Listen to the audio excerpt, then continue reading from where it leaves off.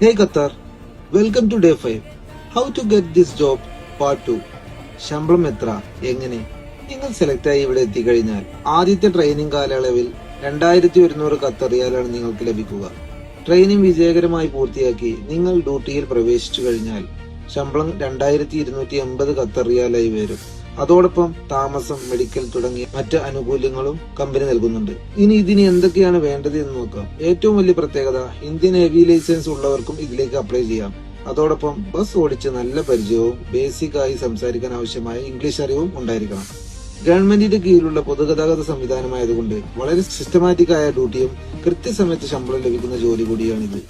നല്ല റോഡുകളും ആധുനിക സൗകര്യങ്ങളുമുള്ള ബസ്സുകളും ആയതുകൊണ്ട് നാട്ടിലെ പോലെ അത്ര സ്ട്രെസ് ഉണ്ടാവില്ല. നാട്ടിലുള്ള ഒരുപാട് റിക്രൂട്ട്മെന്റ് ഏജൻസികൾ വഴി ഇപ്പോൾ നിലവിൽ ഇന്റർവ്യൂ നടന്നുകൊണ്ടിരിക്കുന്നു. അപ്പോൾ സുഹൃത്തുക്കളെ, നാട്ടിൽ ഹെവി ലൈസൻസുമായി ഗൾഫ് സ്വപ്നം കണ്ടിരിക്കുന്ന നിങ്ങളുടെ കൂട്ടുകാർക്ക് ഈ വീഡിയോ വേഗം തന്നെ ഷെയർ ചെയ്യൂ. ഇനിയും ഒരുപാട് കാര്യങ്ങൾ പറയാനുണ്ട്.